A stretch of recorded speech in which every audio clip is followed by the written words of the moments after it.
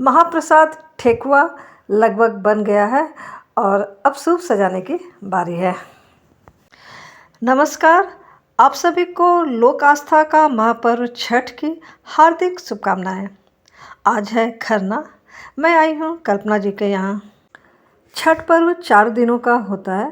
पहले दिन नहाय खाए के साथ छठ पूजा की शुरुआत होती है। छठ पूजा में शुद्धता का बहुत ही ख्याल रखा जाता है। पहले दिन छठ व्रती कद्दू चने दाल की सब्जी और चावल ग्रहण करती है और उसके बाद घर के सभी सदस्य प्रसाद स्वरूप इसे ग्रहण करते हैं। दूसरे दिन खरना पूजा होता है और आज खरना है। इसमें छठ व्रती सुबह से निर्जला उपवास रखती है। शाम में मिट्टी के चूल्हे में आम की लकड़ियाँ जलाकर खीर और रोटी बनाती है।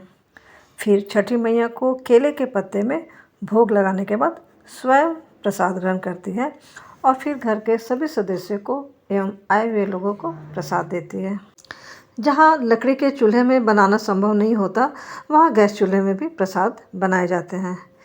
4 दिनों तक छठ का जो भी प्रसाद तैयार किया जाता है वह शुद्धता के साथ अलग कमरे में बनाया जाता है।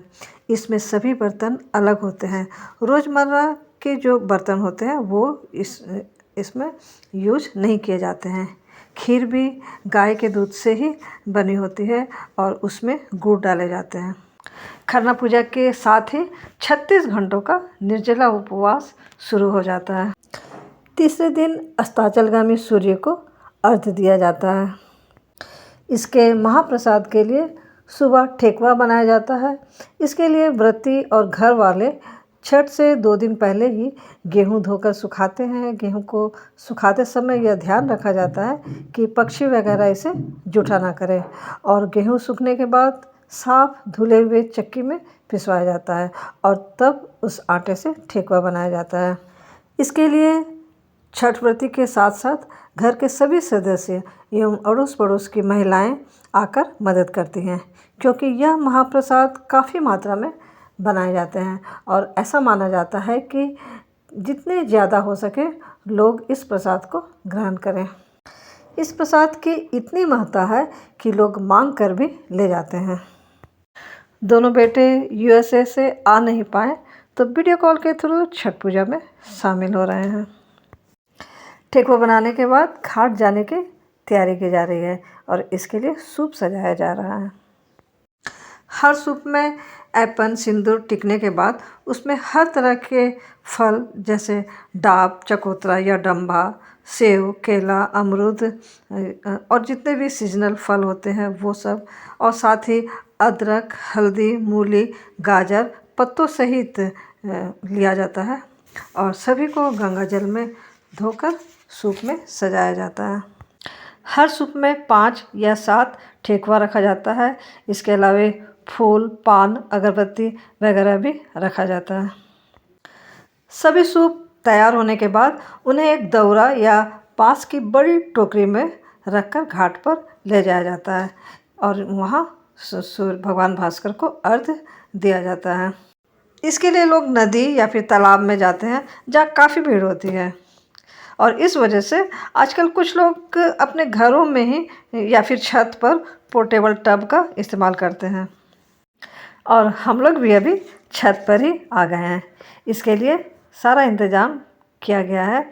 2 पोर्टेबल टब है, उसमें पानी है और भगवान भास्कर भी यहाँ से दिख रहे हैं। आज अस्ताचलगामी सूर्य को अर्घ्य दिया जाना है तो इसके लिए हम सभी लोग इंतज़ार कर रहे हैं, क्योंकि इसमें समय का खासा ध्यान रखा जाता है।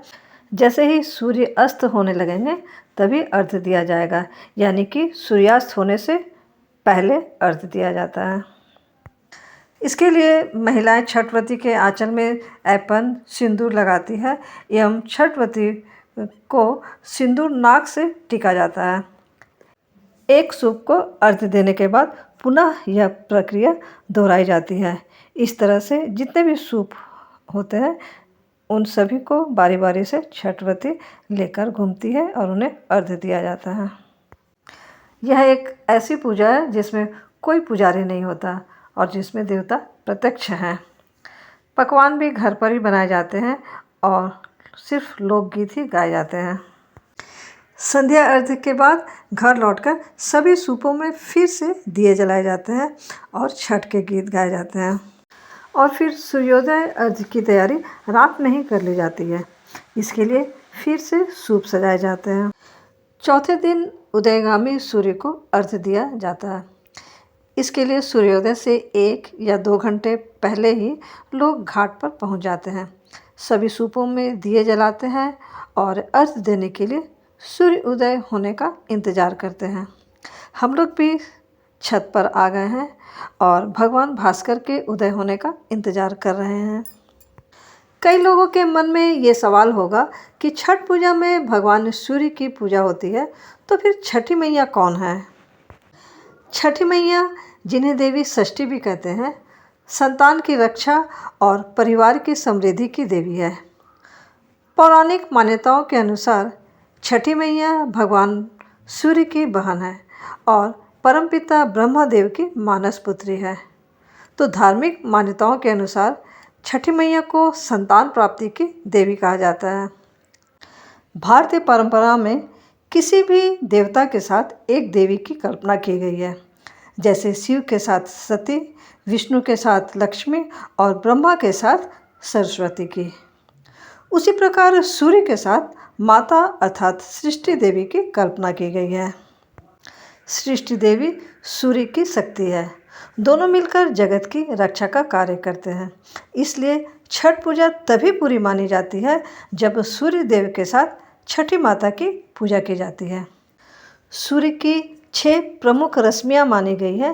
इन्हीं 6 रश्मियों का संयुक्त रूप छठी मैया है। भगवान भास्कर अब उदय हो रहे हैं और अब उन्हें अर्घ्य दिया जाएगा। छठ व्रती के आंचल में ऐपन सिंदूर लगाया जा रहा है और नाक से सिंदूर टीका जा रहा है। और अब छठ व्रती बारी बारी से सभी सूपों को लेकर भगवान भास्कर को अर्घ्य देगी। इसके बाद हम सभी लोगों ने भी उदयगामी सूर्य को अर्घ्य दिया और अब हवन होगा और इसके बाद छठ व्रती सभी शादीशुदा महिलाओं को सिंदूर लगाएगी और सभी को प्रसाद बांटेगी। और इसके बाद पारण का समय है और अब छठ व्रती के लिए उनके मनपसंद का खाना बनाया जा रहा है।